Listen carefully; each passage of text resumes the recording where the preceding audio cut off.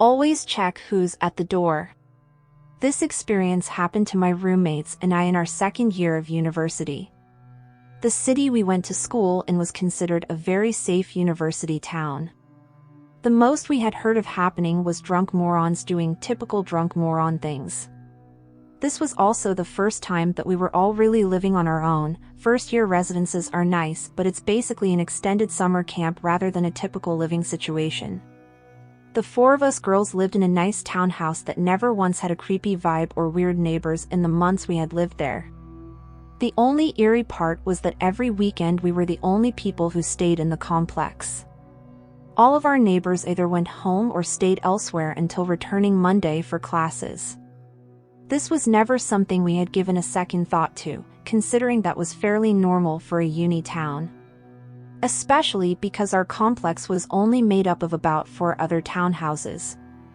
The complex was surrounded by walking trails and farm fields, which we loved. It was like our quiet spot away from the chaos of college kids.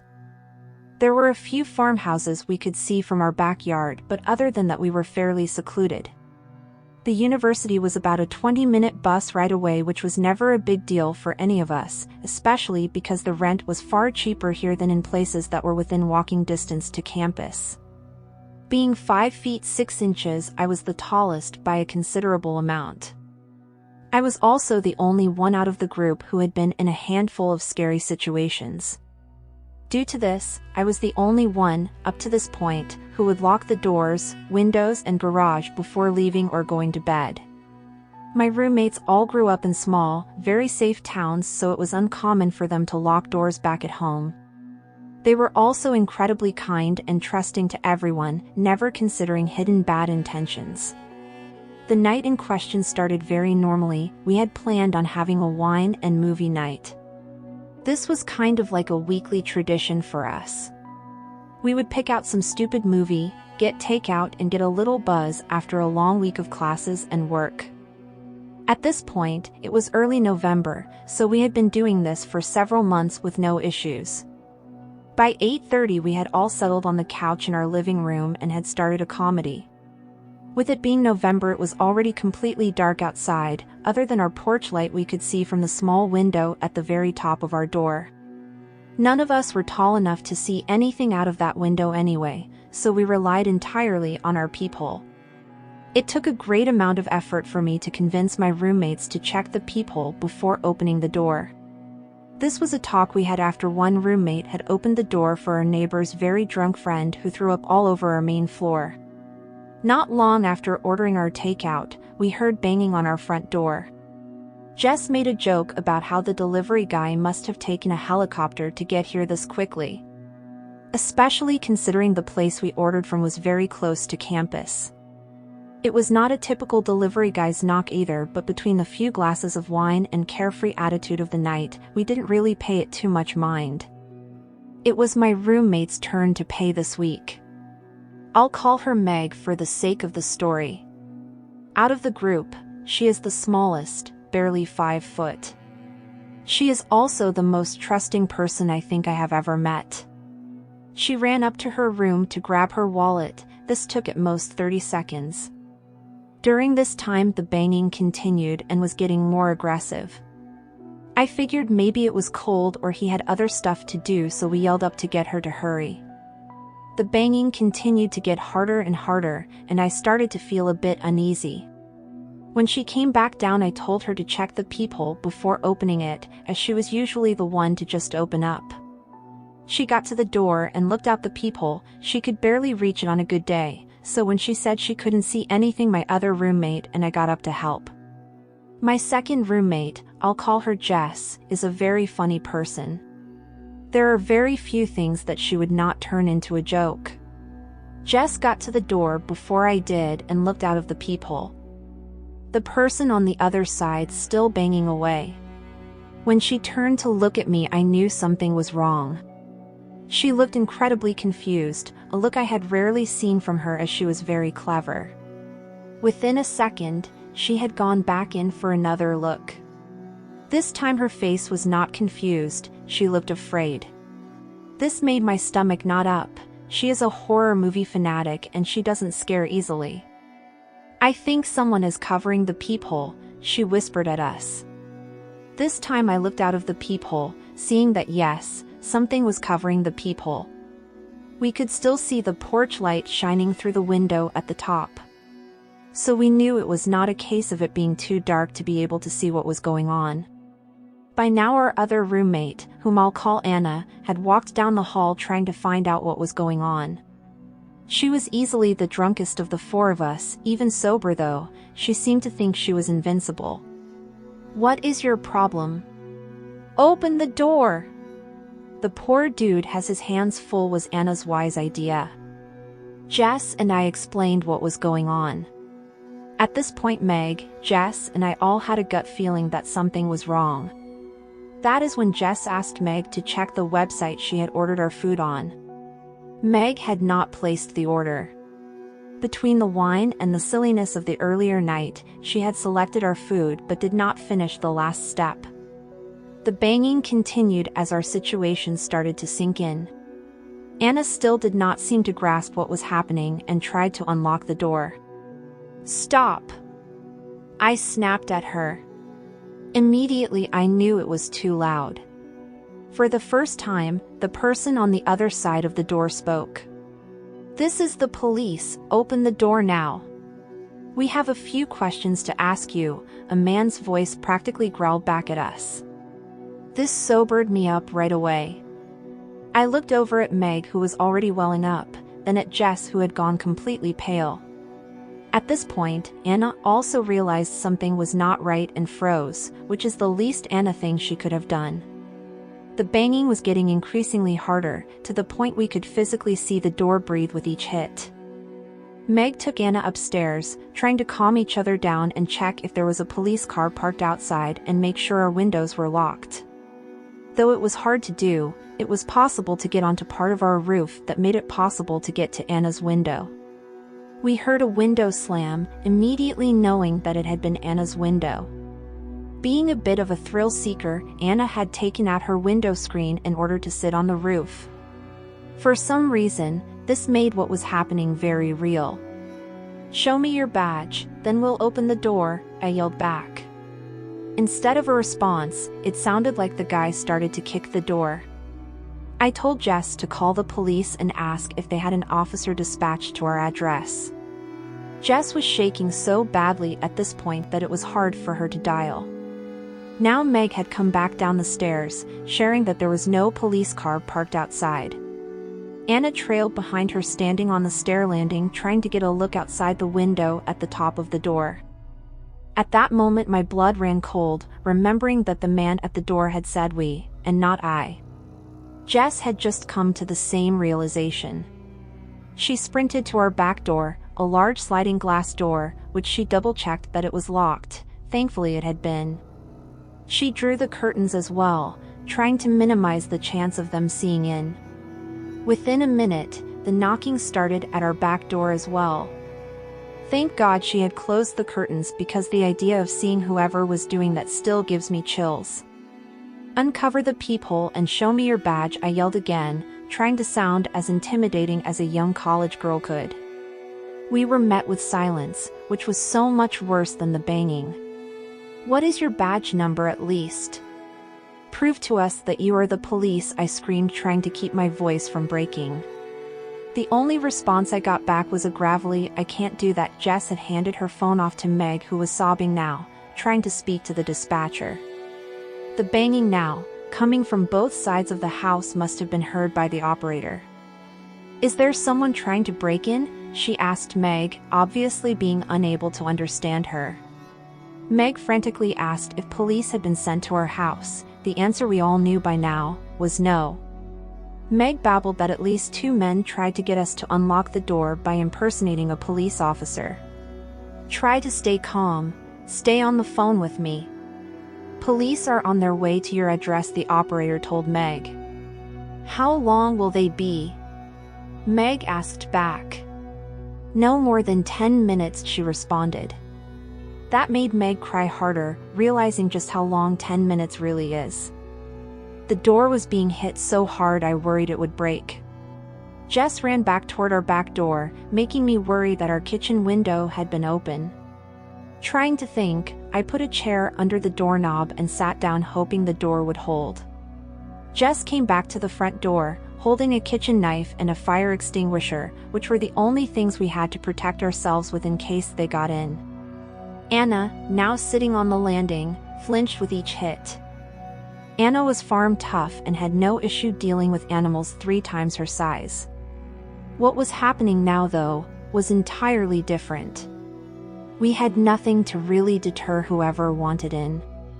No prods and no backup until the real police show up. Not like what she was used to. She grew up having family as her neighbors her whole life. If anything were happening, her uncles and grandfather were at her front door in a minute flat. Anna's "I'm invincible" attitude was long gone. She was now as scared as the rest of us, only having some wood and glass keeping these men out. Each hit to the back door made me expect whoever was there was going to break through the glass. "Open the door," the man yelled at us, not caring if we thought they were police anymore. Then it got very quiet again, which made me want to throw up. The only thing worse than what was happening was not knowing where the men were. The idea of both men moving to the back door made me absolutely terrified. If they really wanted to, it would take very little effort to smash through the plate glass. Instead, the knocking at the back door had completely ceased. Within seconds of that, the front door started being hit again. Trying to wrap my mind around why they would leave the easiest entry for a heavy wood. I realized the back door was visible to the main road. Whether they had seen a car or heard us talking to the police, they were smart enough to not want to be seen by anyone. Jess then said something that I had not thought of. "I don't think they want to rob us. There are so many houses that are empty. Why would they come to the only house with the lights on?" She hissed. My whole body went cold. I did not have an answer. All I could say was, "You're right." Meg clearly felt the same, because at this point she was practically hyperventilating. The 3 of us stayed quiet for a minute, awful scenarios running through our heads. Anna moved back up the last few steps and out of sight of us. The operator, who we had forgotten was on speaker, spoke, which practically made me jump out of my skin. She must have felt how terrified we were and tried to calm us down. "The police are 2 minutes away, they have their sirens turned off, and the lights are on. You should be able to see them very soon. Stay on the phone with me so I can confirm when they are outside for you," she said. The men outside were starting to seem desperate. The sound of glass shattering had me turning to the back door, fully expecting to go into attack mode, but the door was still intact. Instead, our porch light, the only light illuminating our dark street, went out. Which put 2 and 2 together for me. Understanding that they had destroyed the only way we would have been able to identify whoever was on the other side. "Screw you little whores," a voice we hadn't heard before, whoever was at the back door spat. This was worse than the initial speaker. It was full of so much hate and venom that it scared me more than the banging. He was so calm, intent on whatever his goal was. It didn't feel like how the first man had sounded. Up until this point, I could have convinced myself that they had wanted our valuables. But this voice made me understand that he had wanted us. To this day, I have never heard a voice come close to that level of malice. It sounded like he wanted to inflict serious harm on us, and if he had gained entry, I know he would have. Somehow I wanted the first man to speak again, instead of whichever sick bastard had just spoken. I looked at Meg. I know how terrified I must have looked. Until now, I may have done a half-decent job at hiding how scared I was. But that voice ruined my ability to stay stone-faced. Meg looked like a scared little girl, and that made me panic. If they got in, there is nothing I would be able to do to stop them. Not for me, and not for my friends. We would have been at the mercy of the monster outside. Jess had practically stopped breathing. It was like the oxygen had been sucked out of the air. It was so quiet it sounded like a gunshot when our mailbox opened. Anna ran back down the stairs. "I see the sirens, they're coming down the main road now," she whispered, hoping not to have the men hear. The same man spoke again one more time, so slowly that I almost thought he was done after each word. In that same awful, calm voice he read out a letter addressed to the four of us. Our neighbor must have put it in today. She had planned a potluck for the next week. None of us thought to check the mailbox after we had talked to her in the driveway this morning. Jess, Meg, Anna. Those are nice names. "I'll be back soon, girls, then we'll have some fun." I felt tears rolling down my face. I hadn't realized I had started crying. But I knew he meant what he had said. I tried to pull my mind out of the dark pit that sentence had sent it to. Waiting, praying that the police had surprised them. Hoping they would not get the chance to come back. The silence continued, none of us dared to speak, worried that we would not hear if they moved to another point of entry. Instead, the silence persisted for what felt like a lifetime. The operator was the first one to speak again, telling us that the police are out front. She told us to stay in the house until the police knocked on the door. The kind woman stayed on the phone with us for several more minutes while the police searched around the area. Finally, the real police showed their badge to the peephole, before even knocking to try not to scare us. The operator told us that we had done well and that we were in good hands now. We opened the door to be met by two kind-looking, older police officers who we let in. Glass shards covered our front stoop from our porch light. It looked like it had been ripped out of the wall and smashed onto the concrete below. There were several police cars out front of our previously quiet home. The headlights on all of the cars were shining down the street towards the walking trail. We spoke to the officers who took a report from us. They asked us to describe the night's events in detail. They asked us if we saw them at all, and we explained how the peephole had been covered and the light had been smashed before moving away from the door. The officers advised us to speak to our landlord about getting, at the very least, security cameras. The older officer then closed the pad he had been writing in and looked up at us. He then spoke a phrase that made me understand how much danger we had been in. "Look, if you can get out of your lease, do it. They know where you all live and they also know the response time for us.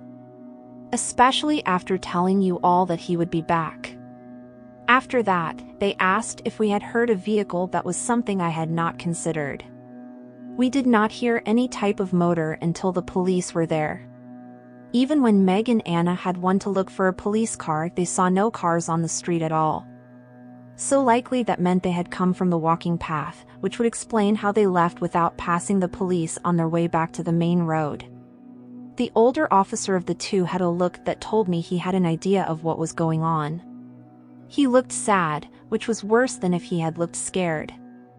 I knew he had seen this situation end far worse in the past. We pushed for an explanation, but were only told that this had been an issue years ago, but did not elaborate past that point. The officers stood up, exchanged a glance that I did not know how to read, and then spoke again. "We will have a cruiser parked in the driveway, as well as a plain car around the back. They will not have a chance to try again. They did not catch the men in the 2 more weeks we lived there. We had a few creepy things, but nothing close to this. The reality was they had not been caught, and they could come back anytime." After this night, we spoke to our landlady, who was incredible. She owned several properties around the city, and when we explained what had happened, she let us move to an apartment closer to campus. She told us that our safety is more important than making a few $100s. She even left the house empty for many months in order to make sure cameras, better locks, and a reinforced back door. Thankfully, they did not come back and we were able to enjoy our new apartment without worrying. This is still so scary to me because of that voice. Make sure you lock doors and check who's there before opening the door.